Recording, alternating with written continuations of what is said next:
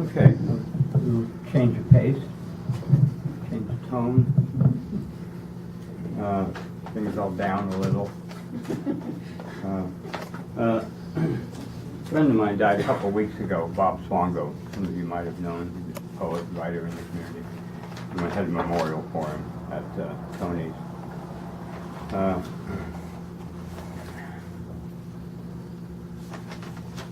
So anyway, I wrote this for just to deliver at the memorial. I was thinking that life is like a David Lean movie. You know, Lawrence of Arabia, River Kwai, Ryan's Daughter. They're long, elegant narratives, very rich films. Anyway, it's like a David Lynch movie. If you watch it long enough, it becomes a David Lynch movie instead of a David Lean movie. Bob reminded me of that. I don't know where Bob is, but at least I know that. I wish someone would inform the mainstream news anchors and the students at the College for News Anchors that people who pass away don't go to Des Moines or Peoria. Apart from fearing and hating death, I disapprove of it. If you're not afraid of dying, you either possess the gift of enlightenment or have a weak grasp of event. And if you don't disapprove of or in some way hate it, well, you're rooting for the wrong team. Ray Bradbury was close to the truth when he said the realists are trying to kill us. My general rule of thumb is if you can't idealize or laugh at it or with it, it's not worth doing. That includes masturbating and voting.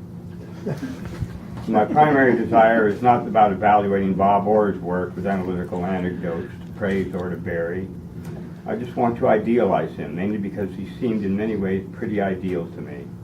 It was not only that he was generally generous and kind-spirited and seemed to have a genuine absence of toxic sophistication, but because when I was around him, I would begin to feel, often outside my awareness, that life held trace evidence of buried treasure somewhere. Childlike was my first impression of him, so I was surprised when I got to know him better at the vast Alexandria library inside him. He liked conspiracy theories, which if you think about it is often what organized religion comes down to. But Bob made them warm and inviting, like the crackling flames in a winter fireplace, and he made them fun also. And as Alan Watts said, real religion turns anxiety into laughter.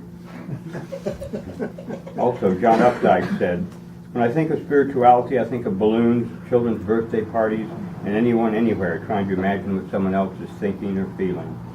That felt like Bob also. I'm trying to be appropriate right now, like any time I'm in public. But even if I'm trying to be inappropriate, I'm trying to be appropriately inappropriate. But Bob lacked that kind of governor.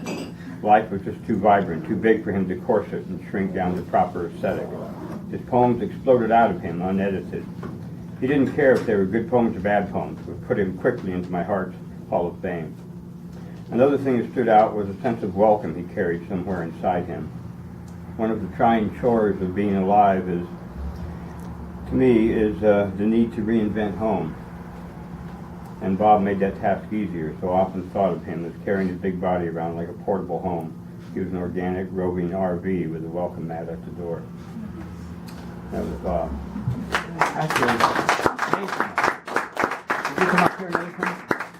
Did you come up here, Nathan? Just wanted you to read something for me. I'm interested in other people reading your stuff and just see what I'm interested in the way you read. This was a eulogy for Bob. Go ahead and try it. Yeah. Eulogy for a partial elegy for Bob Swingo. It's 3 a.m. and I'm practicing dying again. I would practice living, but there's no future in it.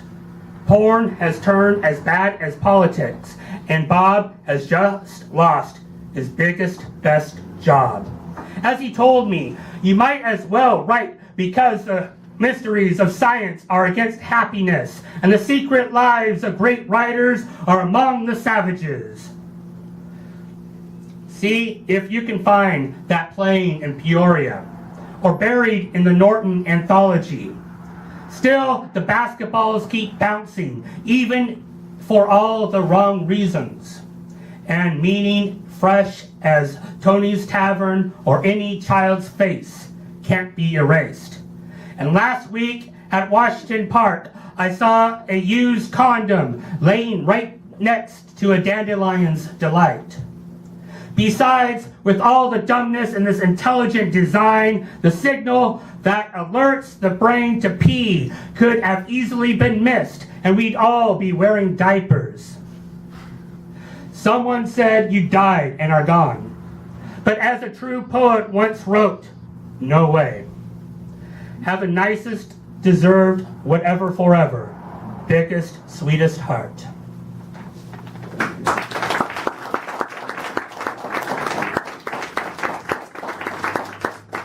This is a short one for the Japanese gardens. They have a ceremony once a year where they take candles and put them on a little piece of styrofoam and they float them out over this little lake.